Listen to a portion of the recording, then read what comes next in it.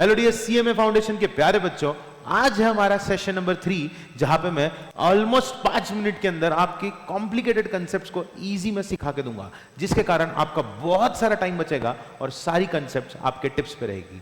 पहले 2 वीडियोस अगर आपने नहीं देखे हैं तो इस वीडियो के एंड में आपके स्क्रीन के ऊपर पॉपअप होगा, आप जाके पहले 2 वीडियोस देख सकते हो जहां पे मैंने टाइप्स ऑफ कॉन्ट्रैक्ट्स एंड सारी डेफिनेशंस बताई थी। आज का हमारा ऑब्जेक्टिव बड़ा ही सिंपल सा है। हम लोग आज 2, 3, 4 कंसेप्ट्स का डिफरेंस बिटवीन, यानी 2 डिफरेंस बिटवीन हमको आज देखने हैं। पहला डिफरेंस बिटवीन का आज हमारा जो टारगेट है वो है what is the difference between. सबके मन में सवाल आता है कि एक वॉइड एग्रीमेंट और वॉइडेबल कॉन्ट्रैक्ट में फर्क क्या होता है। तो point of distinction is void एब इनिशियो। वॉइड एग्रीमेंट स्टार्टिंग से ही वॉइड होता है और वॉइडेबल कॉन्ट्रैक्ट वैलिड रहेगा अगर आपने उसको चालू रखा तो। कल का वीडियो अगर आपको याद है तो कल के वीडियो में मैंने आपको क्लियरली बताया था वॉइडेबल कॉन्ट्रैक्ट मतलब मेरे साथ किसी ने कोवर्जन, अनड्यू इन्फ्लुएंस, मिसरिप्रेजेंटेशन या फ्रॉड किया है तो इसका मतलब यह है कि मैं जब तक किसी को बताऊंगा नहीं तब तक किसी को पता नहीं चलेगा कि मेरे साथ गलत हुआ है। तो यहां पे वॉइडेबल कॉन्ट्रैक्ट वैलिड रहेगा जब तक आप do something, do nothing. If you do something आप उसको वॉइड बना सकते हो, नहीं तो कानून की नजरों में वो कॉन्ट्रैक्ट वैलिड होगा। It is going to remain valid जब तक आप उसको रेप्यूडेट नहीं करते। और आप कौन सी पार्टी हो? अग्रीव्ड पार्टी हो। आगे बढ़ते हैं। क्या essential element of contract missing है?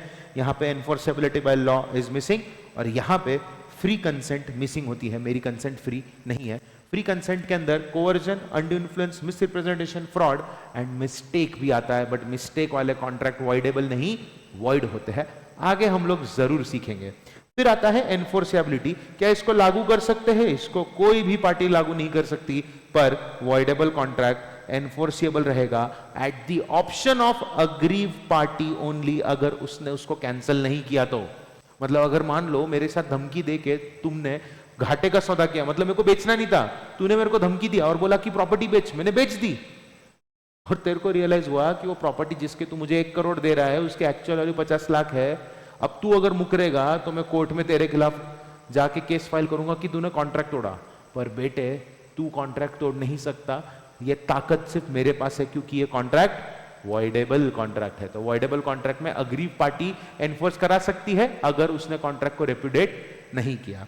आई होप आपको वॉइड एग्रीमेंट एंड वॉइडेबल के बीच का इतना फर्क समझ में आ गया। आगे बढ़ते हैं। थर्ड पार्टी के पास क्या राइट्स होते हैं?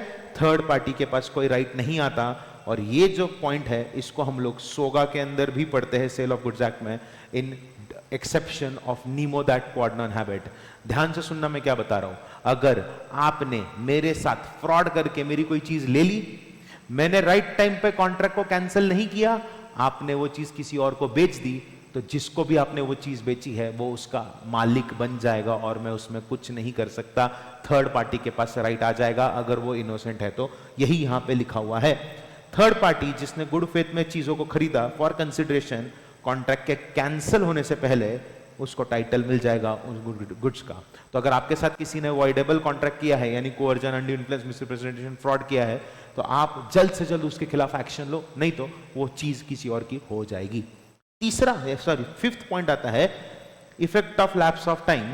यहां पे इवन अगर टाइम खत्म भी हो गया तो भी ये कभी वैलिड कॉन्ट्रैक्ट नहीं बन सकता, पर अगर यहां पे रीजनेबल टाइम खत्म हो गया तो इसको हम वैलिड कॉन्ट्रैक्ट की नजरों से देखेंगे और अग्रीव पार्टी कॉन्ट्रैक्ट को कैंसिल नहीं कर सकती क्योंकि उसने रीजनेबल टाइम में कदम नहीं उठाए। डैमेजेस, यहां पे डैमेज आप मांग ही नहीं सकते। क्यों नहीं मांग सकते? अरे भैया वॉइड एब इनिशियो है, क्या क्लेम करोगे? और यहां पे अग्रीव पार्टी चाहे तो डैमेजेस ले सकती है।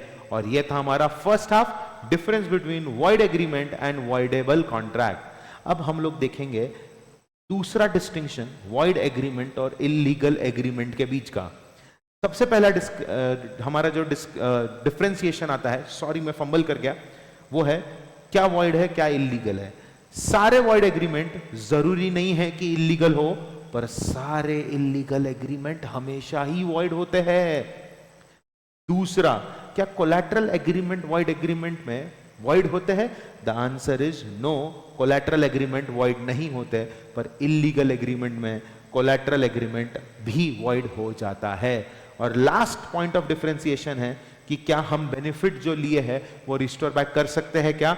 अगर कॉन्ट्रैक्ट वॉइड बाद में होता है तो जो बेनिफिट लिया है वो आपने रिस्टोर करना पड़ेगा। फॉर एग्जाम्पल, मैंने ऋषि कपूर साहब को अपनी फिल्म में काम करने का पैसा दिया, ऋषि कपूर साहब की डेथ हो गई, तो उन्होंने, अब उनसे तो मैं कॉन्ट्रैक्ट नहीं करवा सकता परफॉर्म, ये वैलिड कॉन्ट्रैक्ट था। कल का लेक्चर नहीं देखा तो देख लेना, कल मैंने यही चीज सिखाई थी लता मंगेशकर का एग्जाम्पल देख के।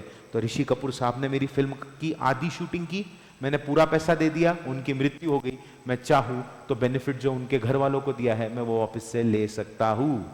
यहां पे इलीगल एग्रीमेंट में अगर आपने पैसा दिया है तो आप उसको क्लेम कर नहीं सकते। और ये था हमारा वीडियो नंबर 3, सेशन नंबर 3, जहां पे मैंने विद इन 5 मिनट्स के अंदर आपको बता दिया। कभी कभी कल के वीडियो की तरह थोड़ा 7-8 मिनट 9 मिनट हो सकता है, पर उससे ज्यादा टाइम नहीं होगा। आई होप आप लोगों ने एंजॉय किया। This side professor Shivam Joshi, आपका लॉ का भाई।